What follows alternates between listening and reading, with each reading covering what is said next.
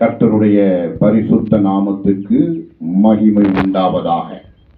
இந்த நாளிலும் கூட நாம் தியானத்துக்காக எடுத்துக்கொள்ளப்பட்ட வேத பகுதி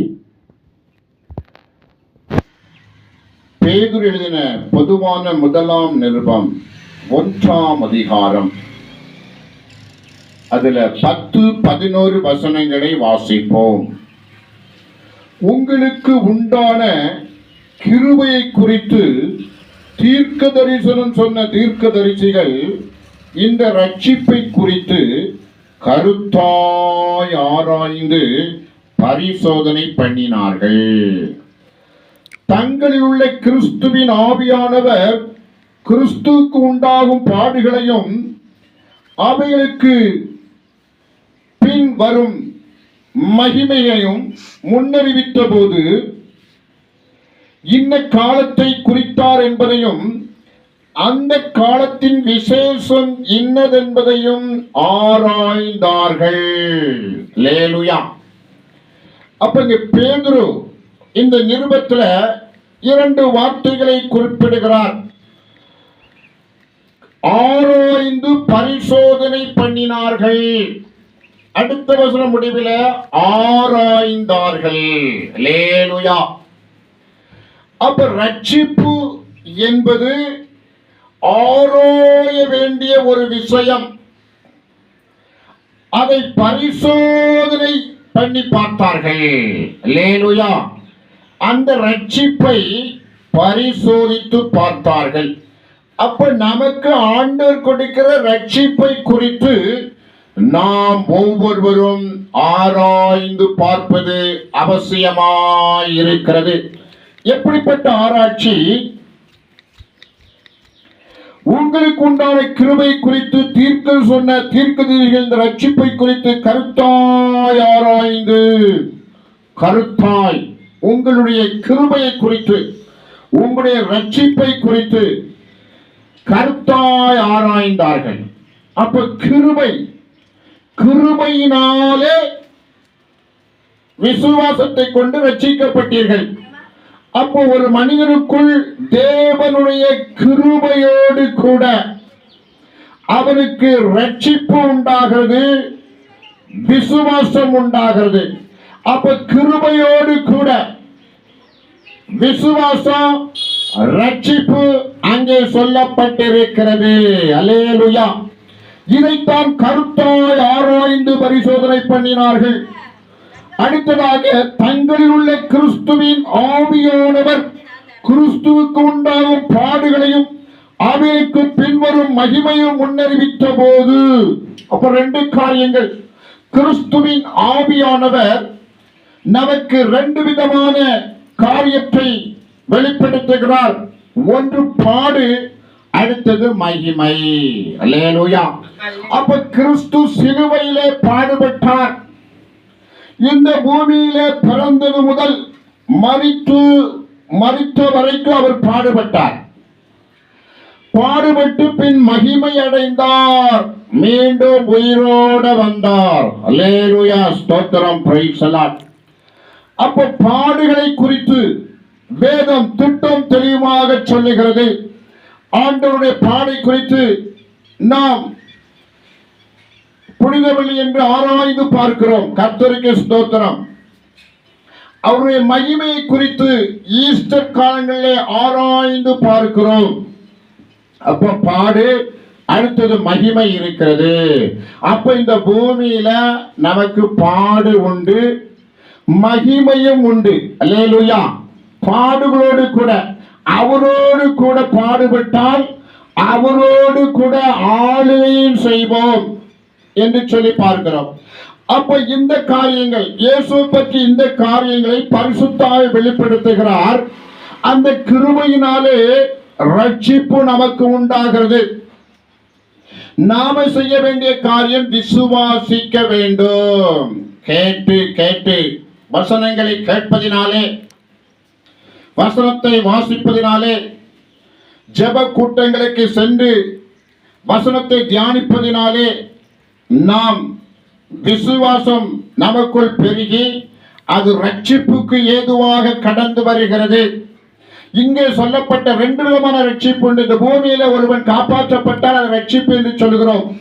ஆனா பரலோக ராஜ்யத்துக்கு, நரக ராஜ்யத்தை விட்டு பரலோக ராஜ்யத்துக்கு செல்லுவதை இந்த பகுதியிலே ரட்சிப்பு என்று சொல்லப்பட்டிருக்கிறது. பரலோக ராஜ்யம் நமக்கு கிடைக்கும். கர்த்தருக்கு ஸ்தோத்திரம். அது தேவ சமூகத்துல, இந்த பூமியில தேவ சமூகத்திலே நாம் வருவதினாலே, தேவ பிரசன்னத்துக்குள் வருவதினாலே, ஆண்டவருடைய கூட்டங்களுக்கு நேராய் வருவதினாலே, ஆண்டவரை கூடி ஜெயிப்பதினாலே, இந்த தனி ஜோபத்துல நாம விற்பனராக ஒரு தேர்ந்த விசுவாசிய ஊழியக்காரராக இருக்கலாம். தனி ஜபத்திலே நாம் சிறந்திருக்கும் பொழுது நமக்கு உண்டாகிற ஒரு நன்மை என்னவென்றால், இங்க வேதம் சொல்லுகிறது,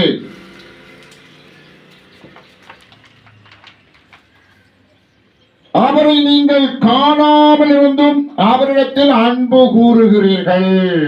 அவன் பேதுரு பார்த்தாரு. பேதுரு நல்ல ஆண்டவராய் இயேசு கிறிஸ்துவை பார்க்கக்கூடிய பாக்கியம் பேதுருக்கு இருந்தது. ஆனா அவர் இயேசு கிறிஸ்துவை காணாமல் தரிசியாமல் இந்த ஜனங்கள் ஆண்டவருடைய வசனத்தை கேட்டு ரட்சிக்கப்பட்டு உள்ள வந்துட்டாங்க. அது கர்த்தருடைய கிருபை. அல்லேலூயா. இப்பொழுது அவரை தரிசியாமல் இருந்தும் அவரிடத்தில் விசுவாசம் வைத்து, விசுவாசம் முதல்ல அன்பு வைக்கிறார்கள். ஆண்டவர் இயேசு கிறிஸ்துவை காணல, ஆனா அன்பு வைக்கிறார்கள். அங்கே தரிசிக்கவில்லை, முகமுகமாய் பார்க்கல, பார்த்து பழகி அன்பு கூறல, பார்க்காமலே விசுவாசம் வைக்கிறீர்கள். சரி, இந்த 2 நாள் வந்த பலன் என்ன? சொல்லி முடியாததும் மகிமையால் நிறைந்ததுமாயிருக்கிற சந்தோஷம் உள்ளவர்களாய் களி கூர்ந்து. அப்ப சந்தோஷம் உள்ளவர்களாய் களி கூர்ந்து, சொல்லி முடியாத ஒரு சந்தோஷம் எங்க வருது? கர்த்தருடைய சமூகத்துல, கர்த்தரை தேடி வருகிற இடத்துல, தேவாலயத்துல, சபையில எங்கெல்லாம் ஆண்டவருடைய நாமம் மகிமைப்படுத்தப்படுகிறதோ அந்த ஸ்தலத்துல வந்து உட்கார்ந்து நாம ஆண்டவரை தேடினால் சொல்லி முடியாத சந்தோஷம், களி கூறுதல் உண்டாகிறது. அல்லேலூயா. இன்னொரு வசனத்துல பார்க்கிறோம், இதுல நீங்கள் மிகவும் சந்தோஷப்படுகிறீர்கள் என்றாலும், சந்தோஷப்படுகிறீர்கள் எப்போ? ஆண்டவர்கிட்ட வந்து வேதவசனத்தை கேட்டு ஆண்டவரை ரட்சிக்கிறார், விசுவாசம் கொண்டு அவர் செய்த அற்புதங்கள்லாம் தியானிக்கிறோம், அவர் செய்த அதிசயங்கள்லாம் தியானிக்கிறோம். இந்த வானம் பூமி எல்லாவற்றையும் உண்டாக்கின கர்த்தர், நம்ம எல்லாம் உண்டாக்கின கர்த்தர், சில காட்டு நாட்டு மரம் செடி கொடிகள் மீன்கள் மச்சங்கள் எல்லாவற்றையும் உண்டாக்கின கர்த்தரை குறித்து வசனத்தை கேட்டு, நம்முடைய பரம வைத்தியனாயிருக்கிற அவரை குறித்து, அவருடைய செய்கை குறித்து அறிந்து, நமக்குள்ள எல்லாவற்றையும் உண்டாக்கின கர்த்தர் அவர். அல்லேலூயா. அவர் சமூகத்தில் வரும்போது, அவர் சொன்ன வேத வசனங்களை கேட்கிற பொழுது சந்தோஷமா உண்டாகிறது. சொல்லி முடியாத சந்தோஷம், மகிழ்ச்சி, களி கூறுதல். இவையெல்லாம் எங்க வருதுன்னா தேவ சமூகத்தில் வருது. உலகத்தில் இது கிடைக்காது. உலகத்துல ஒண்ணு பொறாம, அடுத்தது ஏக்கம். உலகத்துல போனா ஏக்கம் வரும், இல்ல பொறாம வரும், இல்ல துக்கம் வரும், துயரம் வரும், கஷ்டம் வரும், திருப்தியே இருக்காது. உலக வாழ்க்கையில திருப்தி இருக்காது. அப்ப எங்க வந்தா சொல்லி முடியாத சந்தோஷம், மகிழ்ச்சி, களி கூறுதல் எல்லாம் தேவ சமூகத்துல வரணும். அப்ப துன்பப்படுகிற யாரும் எங்க வந்து நிக்கணும்? ஆண்டவருடைய சன்னிதானத்தில் வந்து அவர் வசனத்தை கேட்க வேண்டும், அவரை ஆராதிக்க வேண்டும், அவரை கனப்படுத்த வேண்டும். அவரை கனப்படுத்துகிற பொழுது நமக்கு விடுதலை உண்டாகிறது, துக்கம் மாறி சந்தோஷம் உண்டாகிறது, வியாதி மாறி ஆரோக்கியம் உண்டாகிறது, தரித்திரம் மாறி ஆசீர்வாதம் உண்டாகிறது. எல்லாமே ஆண்டவர்தான் இருக்கிறது. ஆகவே தேவ சமூகத்தை நாட நாம் சந்தோஷப்பட வேண்டும். அந்த ஞானம் நமக்கு உண்டாக வேண்டும். கர்த்தருக்கு ஸ்தோத்திரம். Praise the Lord. இந்த ஒரு சில வசனங்கள் பார்க்கிற பொழுது, அவர் இயேசு கிறிஸ்து மரித்தோரிலிருந்து எழுந்ததினாலே அழியாததும் மாசற்று வாடாததுமாகிய சுதந்திரத்துக்கு எதுவாக ஜீவனில் நம்பிக்கை உண்டாகும்படி தமது மிகுந்த இரக்கத்தின்படி நம்மை மறுபடியும் ஜெனிப்பித்தார். மறுபடியும் ஆண்டவர் ஜெனிப்பித்தார். நம்ம இந்த பூமியில நாம தாயின் வயிற்றில பிறந்து வளர்ந்து வரும் நாட்களில ஆண்டவரை சந்தித்து மறுபடியும் ஜெனிப்பித்தார். ஆண்டவர் இயேசு கிறிஸ்து நிக்கோதேமுவிடம் பேசும் பொழுது, ஒருவன் மறுபடியும் பிறவாவிட்டால் தேவனுடைய ராஜ்யத்தில் பிரவேசிக்க மாட்டான். ஏன்னா ஏற்கனவே உள்ள வாழ்க்கை ஒரு குறைவுள்ள வாழ்க்கை, ஒரு குற்றமுள்ள வாழ்க்கை, ஒரு இருளான வாழ்க்கை, ஒரு பாவமுள்ள வாழ்க்கை, உலக வாழ்க்கை, உலக சிற்றின்ப வாழ்க்கை, ஒரு உருப்படாத வாழ்க்கை, ஒரு இருளான வாழ்க்கை, ஒரு சாத்தான அந்தகார பிறருடைய அடிமையாக இருந்த ஒரு வாழ்க்கை. அதுல சந்தோஷம் இல்லை, சமாதானம் இல்லை, அதுல துக்கம், தூரம், வியாதி, கஷ்டம், நஷ்டம். ஆனா இப்போ ஆண்டவர் சமூகத்தில் வந்ததுனால, ஆண்டவர் ஏற்றுக்கொண்டதுனால, அவர் வசனத்தை ஏற்றுக்கொண்டதுனால, ஆண்டவர் இயேசு கிறிஸ்துவை சொந்த இரட்சகராய் ஏற்றுக்கொண்டதுனால, ஜலத்தினால பிறந்ததுனால, ஆவியினால பிறந்ததுனால, அக்னி அபிஷேகத்தினால பிறந்ததுனால நமக்கு என்ன உண்டா? மறுபடியும் நாம் ஜெனிப்பிக்கப்பட்டோம். ஆண்டவரால் இது முடிகிறது. ஆண்டவர் வல்லமையால் முடிகிறது. அவர்கள் செய்கையினால் அது முடிகிறது. இது யாருமே கொடுக்க முடியாது. ஒரு டாக்டர் கொடுக்க முடியாது, இன்ஜினியர் கொடுக்க முடியாது, கலெக்டர் கொடுக்க முடியாது, எந்த நாட்டின் அதிபதியும் எந்த சந்தோஷம், எந்த விடுதலை யாரும் கொடுக்க முடியாது. இது ஆண்டவர் கொடுக்கிற ஒரு காரியம். மறுபடியும் அவர் நம்மை ஜெனிப்பித்தார். இந்த பூமியில மறுபடியும் நாம் பிறக்க வேண்டும், ஆண்டவருக்குள் பிறக்க வேண்டும். அவர் மறுபடியும் இந்த பூமியில வாழ்கிற காலகட்டத்தில் ஒரு இருளான பாவமான வாழ்க்கையில, பாவம் உள்ள வாழ்க்கையில அதுல இருந்து மறுபடியும் நம்ம பிறப்பிக்கப்படுகிறோம். இருளான வாழ்க்கையிலிருந்து மறுபடியும் நாம பிறப்பிக்கப்படுகிறோம். கர்த்தருக்கு ஸ்தோத்திரம். Praise the Lord. கடைசி காலத்திலே வெளிப்பட ஆயத்தமாக்கப்பட்டிருக்கிற ரட்சிப்புக்கு ஏதுவாக விசுவாசத்தை கொண்டு தேவனுடைய பலத்தினாலே காக்கப்படுற உங்களுக்கு அந்த சுதந்திரம் பரலோகத்தில் வைக்கப்பட்டிருக்கிறது. அல்லேலூயா. கடைசி காலத்துல 2-3 காரியம் சொல்லப்பட்டிருக்கு.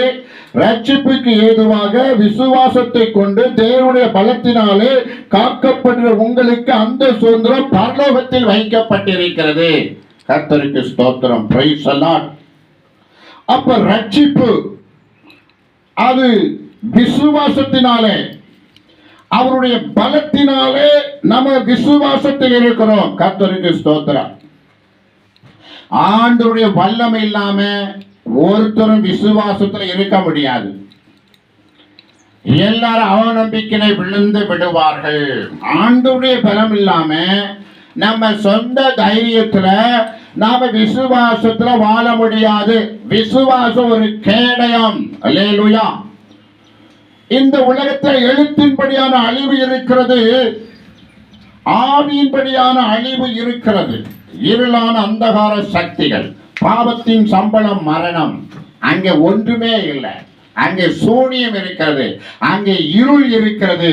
அந்த இருள இருந்து தேவ பலத்தினாலே நாம விசுவாசத்தை கொண்டு ரட்சிக்கப்பட்டிருக்கிறோம். அப்ப தேவ பலத்தை அதிகமாக நாட வேண்டும். அல்லேலூயா. உண்மையிலே பலன் கொள்ளுகிற மனுஷன் பாக்கியவான் என்று வேதம் சொல்லுகிறது. அப்ப ஆண்டவர்கிட்ட எப்படி இருந்தா பலன் வரும்? அவர்கிட்ட ஜெபம் பண்ணிட்டே இருந்தா நமக்கு பலன் வரும். அவரை வசனத்தை தியானித்துக் கொண்டே இருந்தா நமக்கு பலன் வரும். சபை அனுபவத்தில் சபைக்கு சென்று கர்த்தரை மகிமைப்படுத்தி கர்த்தரை கனப்படுத்தினா நமக்கு பலன் வரும். அல்லேலூயா. அந்த பலத்தினாலே காக்கப்பட்டிருக்கிற நமக்கு, அல்லேலூயா, அந்த சுதந்திரம் பரலோகத்தில் வைக்கப்பட்டிருக்கிறது. அந்த சுதந்திரம் இங்கெல்லாம் என்ன இருக்கு? ஒண்ணு கிருபை, விசுவாசம், ரட்சிப்பு. இவையெல்லாம் ஒரு மனிதனுக்குள்ள வந்து தேவ பலத்தினால பாதுகாக்கப்பட வேண்டும்.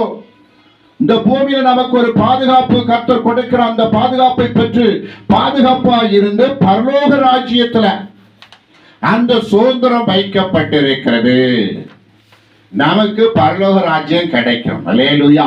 கர்த்தருக்கு ஸ்தோத்திரம். அப்ப பரலோக ராஜ்யத்துக்கு போகிறது ஒரு எளிதான காரியம் அல்ல. அதற்கான முயற்சிகள் இருக்கிறது. இப்ப பள்ளிக்கூட படிப்பு போல 1ஆம் கிளாஸ்ல இருந்து காலேஜ் வரைக்கும் படிக்கிறோம். அதுக்கு ஒரு கல்வியல் கல்லூரி என்று சொல்லி அதுக்கு ஒரு தொழிலுக்கான படிப்பு ஒன்றை படிக்கணும். அதுக்கப்புறம் தான் வேலையில் அப்பாயின்மெண்ட் கிடைக்கும். அல்லேலூயா, பிரைஸ் எல்லாம். அது ஒரு ஆவிக்குரிய ஜீவியத்துல நாம் ஆண்டவர் இயேசு கிறிஸ்துவை விசுவாசத்தினால் ஏற்றுக்கொண்டு அவரை கிருபையால் ஏற்றுக்கொண்டு அதுல வளர்ந்து ரட்சிப்பிலே வளர்ந்து அவருடைய பலத்தினாலே ஒவ்வொரு நாளும் அவருடைய பலத்தினாலே நாம் பாதுகாக்கப்பட வேண்டும். கர்த்தருக்கு ஸ்தோத்திரம், பிரைஸ் தி லார்ட். இந்த சுதந்திரம் பரலோக ராஜ்யம் இந்த அளவுக்கு பில்டப் பண்ணி நம்மை நாளுக்கு நாளாக கர்த்தருக்குள்ளாக நம்மை கட்டியெழுப்ப வேண்டும். பாவமாகி அசுத்தாவியை உதறி தள்ள வேண்டும். பிசாசு எந்த கோணத்தில் வந்தாலும் எந்த ரூபத்தில் வந்தாலும் அவனை இயேசுவின் நாமத்தில் நிறுத்தணும், துரத்தணும். அல்லேலூயா. அந்த பாவ சிந்தையை நிறுத்தணும், துரத்தணும். கர்த்தர் உதவி செய்வாராக. கர்த்தருடைய ஆவியானவர் கிரியை செய்வாராக. கர்த்தருக்கு ஸ்தோத்திரம். இதை நீங்கள் மிகவும் சந்தோஷப்படுகிறீர்கள் என்றாலும் துன்பப்பட வேண்டியது அவசியமானதால் இப்பொழுது கொஞ்ச காலம் பலவிதமான சோதனையினாலே துக்கப்படுகிறீர்கள். சந்தோஷம் இருக்கு, ஆனா துன்பப்பட வேண்டியது அவசியம். அப்ப துன்பத்தை கண்டா யாருக்கும் பிடிக்காது. எப்போ சிரிச்சுக்கிட்டே இருந்தா எல்லாருக்கும் பிடிக்கும். ஆனா சோகமா இருப்பது யாருக்கும் பிடிக்காது. அல்லேலூயா. ஆனா துன்பப்பட வேண்டியது அவசியம். ஏன்னா ஆண்டவர் இயேசு கிறிஸ்து சாத்தான சோதிக்கப்படுவதற்கு வனாந்திரத்துக்கு அழைத்து செல்லப்பட்டார். ஆண்டவரை சோதிக்கப்பட்டார் என்று சொன்னால் நாமளும் சோதனைக்குள்ள வருவோம், துன்பங்கள் தேடி வரும். அப்ப ஆண்டவருடைய வசனத்தினாலே அதை என்ன செய்யணும்? நாம துன்பங்களை மேற்கொள்ள வேண்டும். கர்த்தருக்கு ஸ்தோத்திரம்.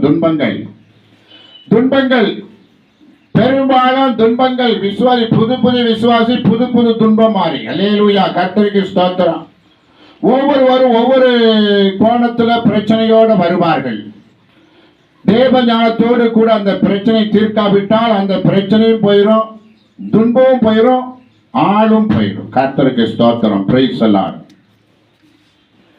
கர்த்தருடைய நாமத்துக்கு மகிமை உண்டாவதாக. பலவிதமான சோதனையினாலே துக்கப்படுகிறீர்கள். பலவிதமான சோதனை வரும்போது துக்கம் வருது.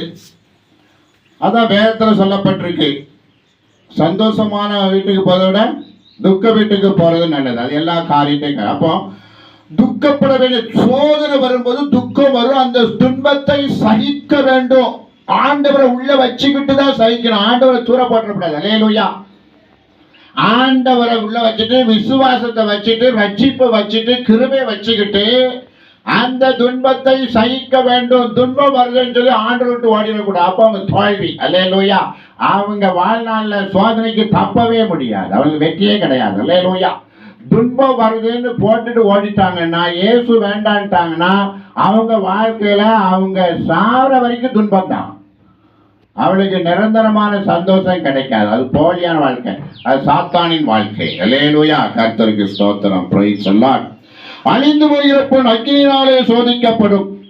அதை பாருங்க, அதிக விலையேறப்பட்டதுமாய் இருக்கிற உங்கள் விசுவாசம் சோதிக்கப்பட்டு இயேசு கிறிஸ்து வெளிப்படும் போது உங்களுக்கு புகழ்ச்சியும் கனமும் மகிமையும் உண்டாகும். புகழ்ச்சி, கனம், மகிமை.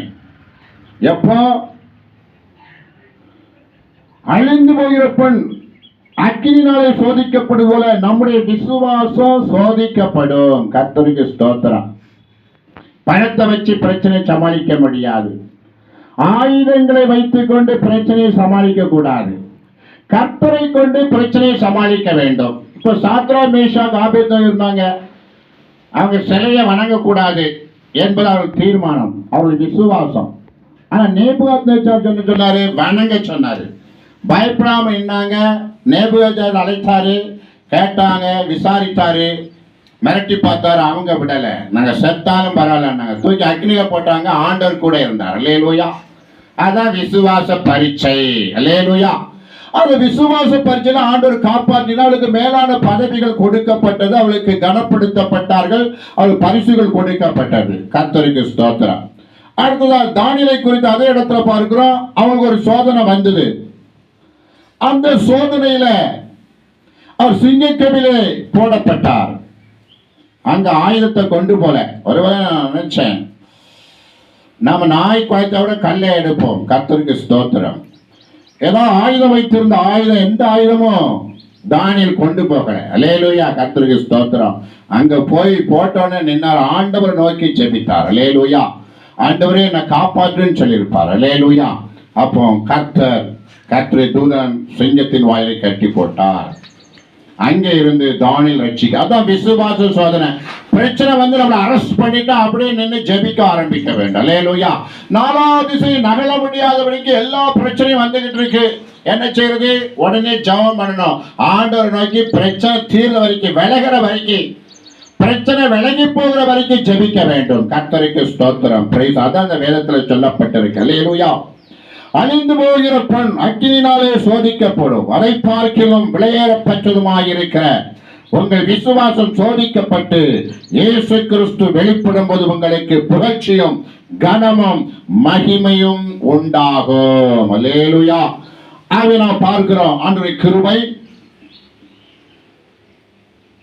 விசுவாசம், ரட்சிப்பு, தேவ பலம். ஆண்டவர் உபத்திரப்பட்டது போல நமக்கு உபத்திரம், ஆண்டவர் மகிமைப்பட்டது போல நமக்கு மகிமை. தேவ சமூகத்துல வந்துட்டோம், நமக்கு விடுதலை. அல்லேலூயா. தேவ சமூகத்துல வந்துட்டோம்னா நமக்கு ஆண்டவர் வசனத்தை கேட்கணும், ஆண்டவரை ஆராதிக்கணும், ஆண்டவரை மகிமைப்படுத்தணும். தனியா இன்னும் மகிமைப்படுத்த முடியல. ஜெபங்களுக்கு சென்று, ஜெப கூட்டங்களுக்கு சென்று, சபை அனுபவத்திலே கடந்து சென்று அந்த மகிமை பெற்றுக்கொள்ள முடியும்.